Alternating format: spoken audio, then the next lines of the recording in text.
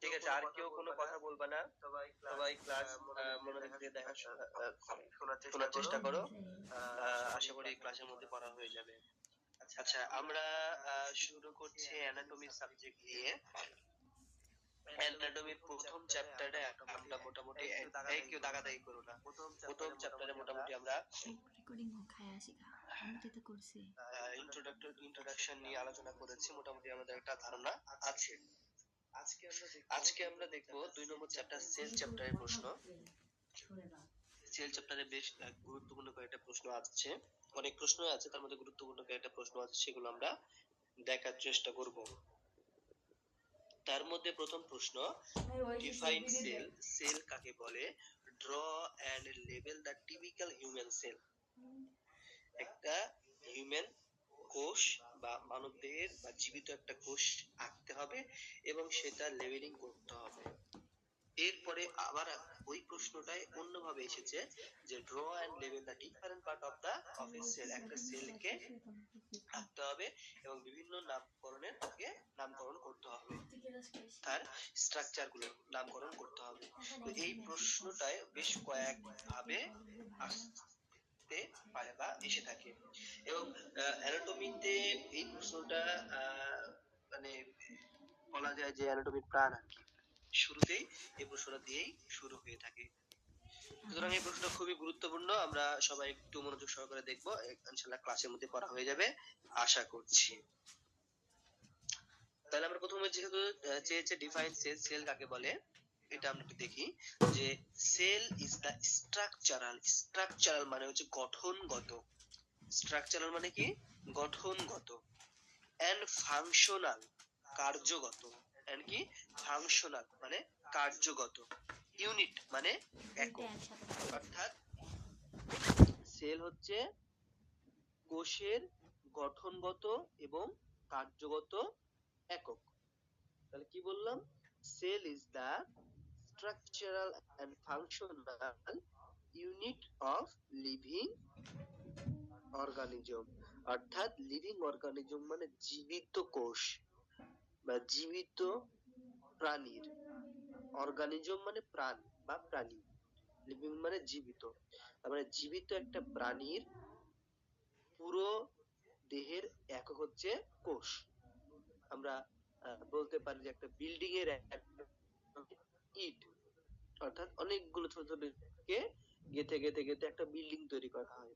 এরকম কোটি কোটি কোটি কোটি একটার পর থেকে থেকে থেকে থেকে আমরা কি করি, আমাদের বডিটা কি হচ্ছে তৈরি হচ্ছে।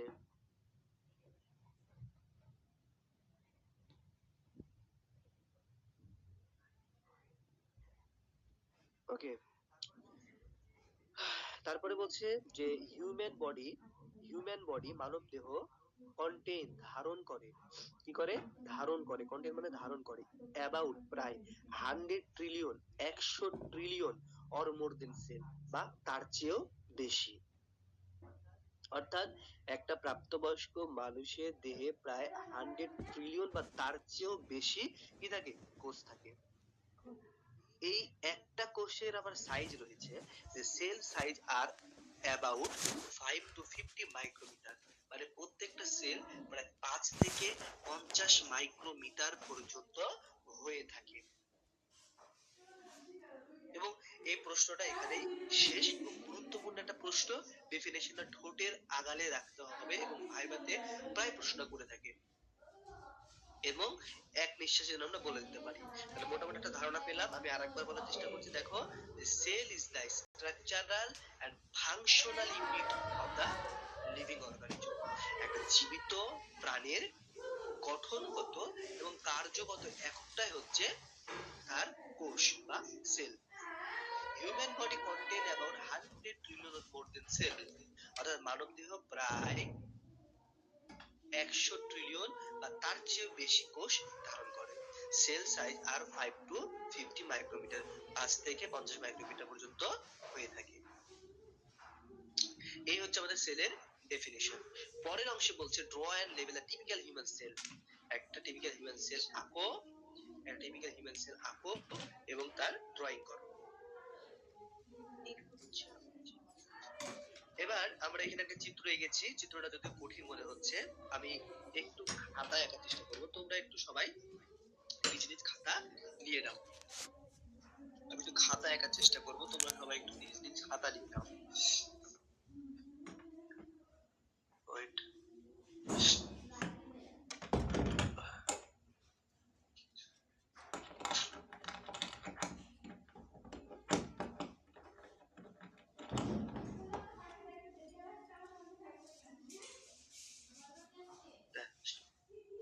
দেখা যাচ্ছে?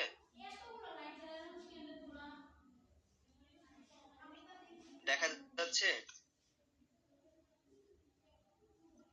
রেসপন্স করো। জি ভাইয়া। ওকে, তাহলে আমরা একটা সেল আঁকবো, ঠিক আছে? ওকে, এক সাইডে নিবা, এক সাইডে আঁকবো যেন আমি এক সাইডে মার্কিং করতে পারি, ঠিক আছে? তাহলে আমরা এক সাইডে একটা বৃত্ত করে বড় করে কোষ আঁকলাম, ঠিক আছে? আচ্ছা, তাহলে এই যে কোষ আঁকলাম, এই কোষের বাইরের যে লেয়ারটা এটাকে বলা হচ্ছে সেল মেমব্রেন।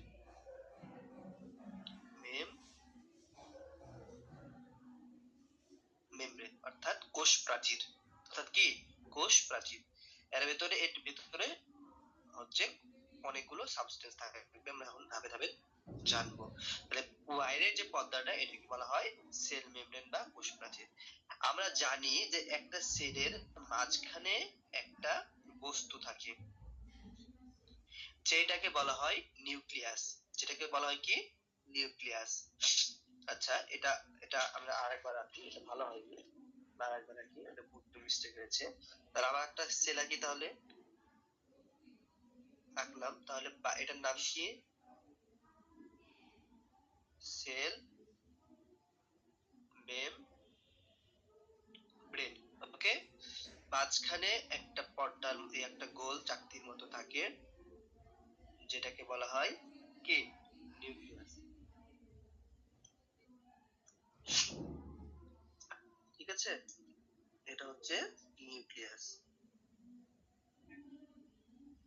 এই নিউক্লিয়াসের মাঝখানে আর একটা বৃত্ত থাকে, যেটাকে বলা হয় নিউক্লিওলাস। যেটাকে বলা হয় কি নিউক্লিওলাস। তাহলে এটার আমরা এই পুরোটাই হচ্ছে নিউক্লিয়াস, নিউক্লিওলাস, এবং এই পর্দা সহ পুরোটাকে বলা হচ্ছে নিউক্লিওলাস, এই নিউক্লিয়াস। এই নিউক্লিয়াসের মধ্যে সুতার মতো পেঁচানো পেঁচানো পেঁচানো পেঁচানো পেঁচানো পেঁচানো বস্তু থাকে, যেটাকে বলা হয় ক্রোমাটিন। যেটাকে কি বলা হয় ক্রোমাটিন। ওকে, এবং এর ভেতরে এরকম ফোটা ফোটা ফোটা ফোটা ফোটা ফোটা থাকে, যেটাকে বলা হয় রাইবোজোম, ঠিক আছে? তাহলে এটার নাম আমরা দিলাম কি, এটা টোটালটাই কি একটা নিউক্লিয়াস। কি নিউক্লিয়াস, ঠিক আছে?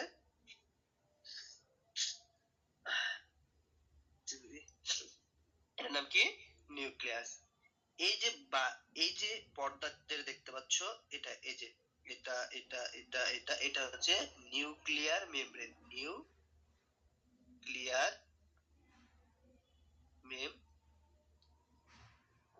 Nuclear membrane. ওকে, তাহলে এটা একটা নিউক্লিয়ার মেমব্রেন, এই যে এগুলো নিউক্লিয়ার মেমব্রেন, তাই না? এগুলো হচ্ছে নিউক্লিয়ার মেমব্রেন। এই নিউক্লিয়ার মেমব্রেন এই মাঝখানে যে গ্যাপ রয়েছে এটাকে বলা হয় নিউক্লিয়ার পোর, নিউক্লিয়ার পোর বা গ্যাপ, যে কোনো একটা নাম বলতে পারো। ওকে, এরপরে এই যে ভেতরে পেঁচানো পেঁচানো পেঁচানো পেঁচানো যেগুলো দেখতে পাচ্ছি এটাকে কি বলবো, এটাকে বলবো ক্রোমাটিন, ক্রোমাটিন। ওকে, এরপরে এই যে ভেতরে ফোটা ফোটা রয়েছে এগুলো কি, এগুলো হচ্ছে রাইবোজোম। ওকে, এবং ফাঁকা যে অংশগুলো দেখা যাচ্ছে এটাকে বলা হয় নিউক্লিওপ্লাজম। ওকে, নিউক্লিওপ্লাজম, এই যে ফাঁকা যে অংশগুলো, হ্যাঁ? আর মাঝখানে যেটা থাকছে এটার নাম কি, এটার নাম হচ্ছে নিউক্লিওলাস। লাস। তাহলে আমরা আরেকবার চিত্রটা একটু দেখি। বাইরে যেটা রয়েছে সেটাকে বলা হয় সেল মেমব্রেন। এরপরে ভেতরে যে অংশটা দেখতে পাচ্ছি এটা টোটালটাকে বলা হয় নিউক্লিয়াস। আঁকলাম নিউক্লিয়াস। নিউক্লিয়াসের মাঝখানে যেটা থাকে সেটাকে বলা হয় নিউক্লিওলাস। এবং বাইরে যে দাগ দাগ দাগ যেগুলো দেখতে পাচ্ছি এটা হচ্ছে নিউক্লিয়ার মেমব্রেন বা নিউক্লিয়ার পর্দা। ওকে। এই নিউক্লিয়ার মেমব্রেনের মাঝে যে ফাঁকা অংশ, এই ফাঁকা অংশ এটাকে বলা হয় নিউক্লিয়ার পোর বা গ্যাপ।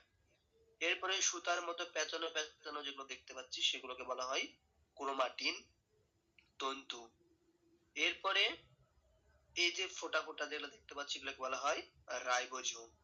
এবং সাদা যে অংশ দেখা যাচ্ছে সাদা অংশগুলো এটাকে বলা হয় নিউক্লিয় প্লাজম। এই পর্যন্ত কি কারো কোনো বুঝতে অসুবিধা হয়েছে?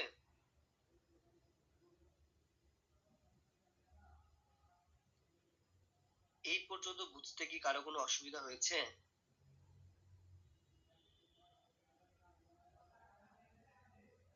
রেসপন্স করো তো দ্রুত, সময় কম আমাদের। সবাইকে রেসপন্স করতে হবে, রেসপন্স না করলে ক্লাসের প্রতি একঘেয়েমি চলে আসে। বুঝলেও বলবে হ্যাঁ বুঝছি, না বুঝলেও বলবে হ্যাঁ বুঝি নাই। বাট দ্রুত রেসপন্স করবে, হ্যাঁ, টাইম আমাদের স্বল্প। এরপরে আমরা জানি যে এই নিউক্লিয়াসের সাথে তোমরা নামগুলা পরে লিখতে চাও লিখবা, হ্যাঁ, আগে চিত্রটা এঁকে ফেলবা। যেহেতু আমি ঘিজিমিজি হয়ে যাবে যার কারণে আমি চিত্র আঁকছি আর নাম লিখছি।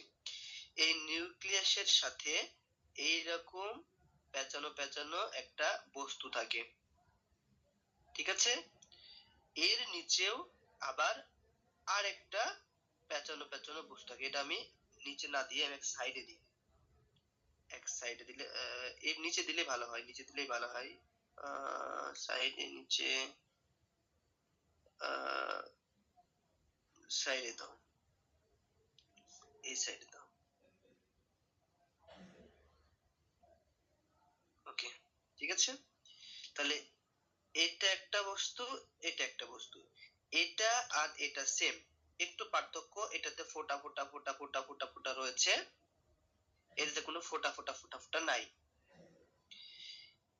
এই ফোটা ফোটা আর এই ফোটা ছাড়া দুইটার নামই একই, এটাকে বলা হয় আর বা এন্ডোপ্লাজমিক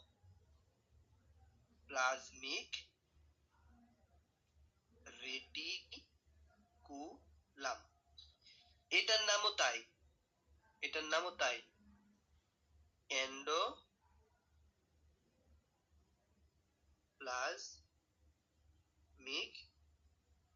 রেটিকুলাম। তাহলে দুইটার নামই তো একই, তাহলে পার্থক্য কি? হ্যাঁ, এটার মধ্যে আমরা দেখলাম, এটার মধ্যে আমরা দেখলাম যে ফোটা ফোটা ফোটা ফোটা রয়েছে, এটার মধ্যে কোনো ফোটা ফোটা ফোটা ফোটা নাই। এই ফোটা ফোটা থাকার কারণে এটাকে বলা হয় rough, R O U G H, rough endoplasmic reticulum. আর এর মধ্যে কোনো ফোটা ফোটা নাই, তাই এটাকে বলা হচ্ছে স্মুথ, স্মুথ এন্ডোপ্লাজমিক রেটিকুলাম। ওকে। এরপরে আমরা একটা কি আঁকবো? মাইটোকন্ড্রিয়া। এরপরে কি আঁকবো? মাইটোকন্ড্রিয়া। তাহলে এটাকে কি বলা হয়? Mitochondria, mitochondria, mitochondria, mitochondria, mitochondria. Okay. এরপরে আমি আঁকবো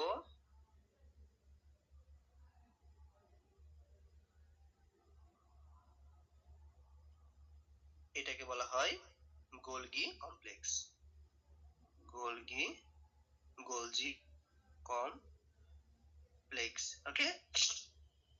এরপরে এরপরে লাঠির মতো, লাঠির মতো এগুলোকে বলা হয় সেন্ট্রিওল, এগুলোকে বলা হয় সেন্ট্রিওল। তুমি আরো অনেক কিছু দিতে পারবে, দেখ কতগুলো হয়েছে, 1 2 3 4 5 6 7 8 9 10 11 12 13টা হয়ে গেছে, তুমি কি দিবা বলো? আর তুমি কি দিবা? আর জায়গাই নাই তোমার। হ্যাঁ, এরকম দেখিয়ে দিলা। এটাকে বলা হচ্ছে লাইসোজোম, লাইসোজোম। হ্যাঁ, তারপরে হ্যাঁ এরকম গোল গোল গোল গোল গোল গোল করে লিখে দিলা, এটাকে লিখে দিলা রাইবোজোম, রাইবোজোম, ঠিক আছে। এরপরে তুমি আর কি দিবা, এরপরে এই যে ফাঁকা যে অংশগুলো দেখা যাচ্ছে এটাকে বলা হচ্ছে সাইটোপ্লাজম, সাইটোপ্লাজম। শেষ। তাহলে আমার কোনো জায়গায় থাকলো না, তাহলে কতগুলো, 1 2 3 4 5 6 7 8 9 10 11 12 13 14 15টা হয়ে গেছে, এতগুলো লাগবে না, 7টা 8টা লিখতে পারলেই হয়ে যাবে। তাহলে এই হচ্ছে আমার পুরো একটা কোষের পুরো একটা ড্রয়িং। এবং নিচে অবশ্যই লিখতে হবে ফিগার, এই কথাটা লিখতে হবে ফিগার। তাহলে কি, এ টিপিক্যাল কিসেল, হিউম্যান সেল, অর্থাৎ একটা মানব কোষ দেখতে প্রায় এইরকম, ঠিক আছে, বা জীবিত কোষ দেখতে প্রায় এরকম, ঠিক আছে।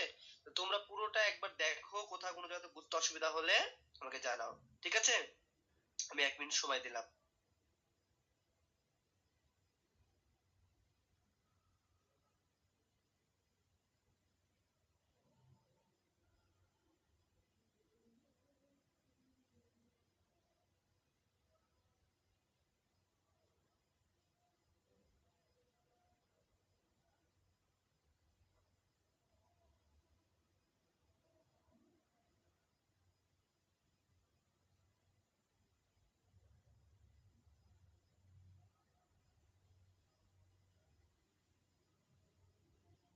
ওকে, কারো কোনো প্রশ্ন আছে, কারো কোনো প্রশ্ন আছে? হ্যাঁ ভাইয়া। ওকে, তাহলে আমরা নেক্সট প্রশ্নে চলে গেলাম। হ্যাঁ, হ্যাঁ, এই ক্লাস 9 10 যেমন আমরা দেখছি যে উদ্ভিদ কোষ আর প্রাণী কোষ আলাদা, এখানে কি ওরকম কিছু হতে পারে? হ্যাঁ এখানে অবশ্যই হতে পারে।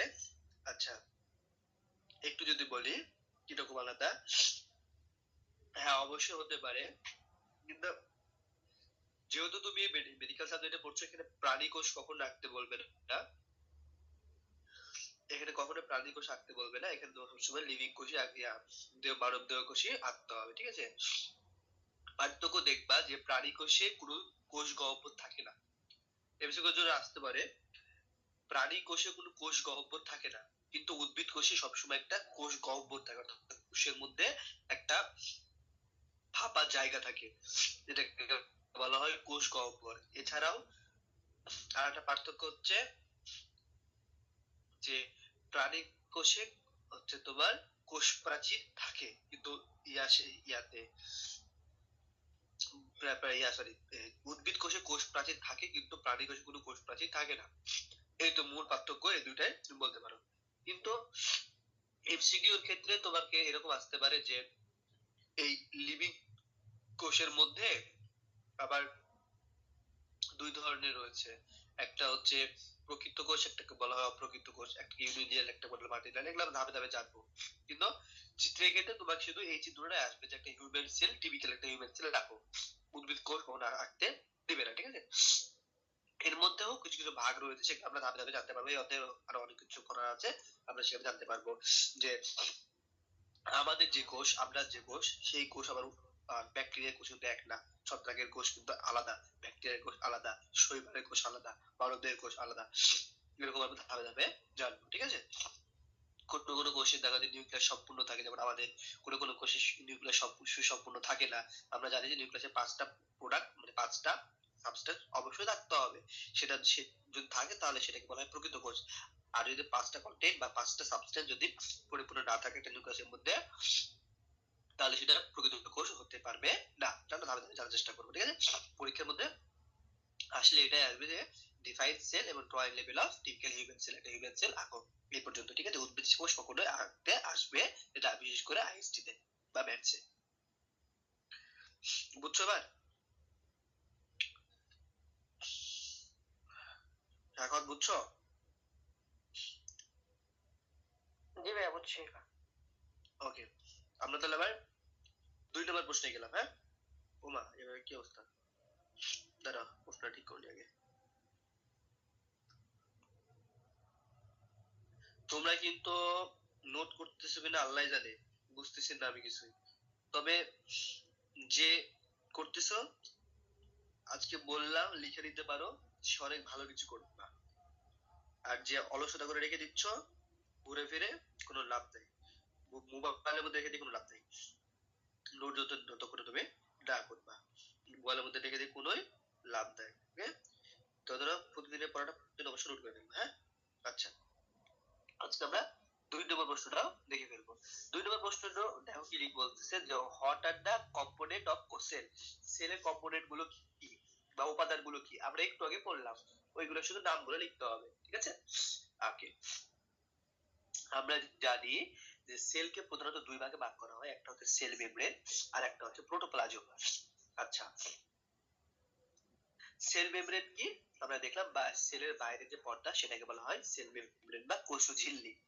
ওকে, এরপর আসে প্রোটোপ্লাজম। এই প্রোটোপ্লাজমকে ভাগ করা হয় আবার 2 ভাগে, একটাকে বলা হয় নিউক্লিয়াস, একটাকে বলা হয় সাইটোপ্লাজম। আচ্ছা, প্রোটোপ্লাজম আর সাইটোপ্লাজমের মধ্যে একটু পার্থক্য যদি বলতে চাই, হ্যাঁ, তাহলে আমাকে একটু ভিডিও কলের মধ্যে আসতে হবে, তাহলে ভালোভাবে বলতে পারবো, বুঝাতে পারবো। দেখো যে আগে তোমাকে ভালোভাবে জানতে হবে প্রোটোপ্লাজম কি সাইটোপ্লাজম কি। প্রোটোপ্লাজম হচ্ছে কোষের মধ্যে নিউক্লিয়াস সহ যাবতীয় অর্গান যেগুলো রয়েছে, যাবতীয় সাবস্টেন্স যেগুলো রয়েছে, যেমন mitochondria, endoplasm reticulum, Golgi complex, lysosome, ribosome, হ্যাঁ, সেন্ট্রিওল, এই সব কিছু মিলে, নিউক্লিয়াস সহ সবকিছু মিলে একত্রে বলবো আমি প্রোটোপ্লাজম। ক্লিয়ার? তার মানে নিউক্লিয়াস সহ, সহজ বাংলা যদি বলি, যে নিউক্লিয়াস সহ কোষের মধ্যে যাবতীয় অর্গানকে একত্রে বলা হয় প্রোটোপ্লাজম। আর নিউক্লিয়াস ব্যতীত, অর্থাৎ সবকিছুই থাকবে, মাইটোকন্ড্রিয়া থাকবে, এন্ডোপ্লাজম রেটিকুলাম থাকবে, গোলগি থাকবে, লাইসোজোম থাকবে, সেন্ট্রিওল, সবই থাকবে, থাকবে না কে, শুধু নিউক্লিয়াস থাকবে না। অর্থাৎ নিউক্লিয়াস বাদ দিয়ে বাকি যে অর্গান গুলো রয়েছে সেগুলোকে একত্রে বলবো সাইটোপ্লাজম। ক্লিয়ার? ওকে, তাহলে এবার আমরা প্রশ্নে যাই। আমাদের প্রশ্নে বলেছিল যে প্রথমত আমরা সেলকে ভাগ করেছি কয় ভাগে, সেলকে ভাগ করেছি আমরা প্রথমত 2 ভাগে। একটা কি, একটাকে বললাম আমরা যে, দেখো, একটাকে বললাম সেল মেমব্রেন আর একটাকে বললাম প্রোটোপ্লাজম। তাহলে আমরা জানলাম প্রোটোপ্লাজম কি, যে নিউক্লিয়াস সহ কোষের মধ্যে সবকিছুকে বললাম প্রোটোপ্লাজম। এই প্রোটোপ্লাজমকে আবার ভাগ করেছি আমরা কয় ভাগে, 2 ভাগে, অর্থাৎ একটা নিউক্লিয়াস সহ আর একটা নিউক্লিয়াস ছাড়া। তার মানে নিউক্লিয়াস এবং সাইটোপ্লাজম। তাহলে প্রোটোপ্লাজমকে আমরা ভাগ করেছি কয় ভাগে, 2 ভাগে, একটা নিউক্লিয়াস, একটা হচ্ছে সাইটোপ্লাজম। এবার আসলে দেখি যে নিউক্লিয়াসের মধ্যে কি কি রয়েছে। নিউক্লিয়াসের মধ্যে কি কি রয়েছে আমরা একটু দেখি। নিউক্লিয়াস, আমরা একটু আগে পড়লাম যে নিউক্লিয়াসের মধ্যে বেশ কয়েকটা উপাদান রয়েছে, যার মধ্যে রয়েছে নিউক্লিয়ার মেমব্রেন, নিউক্লিয়ার পোর, নিউক্লিওলাস, ক্রোমাটিন, তাই না? তো এইগুলো মিলে একত্রে হচ্ছে একটা নিউক্লিয়াস। তাহলে আমরা দেখি নিউক্লিয়াস কি কি পেলাম। নিউক্লিয়ার মেমব্রেন, আশা করি বুঝেছো কোনটা, বাইরের পর্দাটা। নিউক্লিওলাস, নিউক্লিয়াসের মাঝখানে যেটা থাকে সেটাকে বলা হয় নিউক্লিওলাস। নিউক্লিওপ্লাজম, অর্থাৎ ফাঁকা যে সাদা অংশ সেটাকে বলা হয় নিউক্লিওপ্লাজম। ক্রোমাটিন, সুতার মতো প্যাঁচানো যে অংশগুলো রয়েছে সেটাকে বলা কি, ক্রোমাটিন। আর একটা অংশ আমরা লিখতে পারি, 2টা নিউক্লিয়ার মেমব্রেনের মধ্যে যে গ্যাপ ছিল সেটাকে কি বলেছিলাম আমরা, নিউক্লিয়ার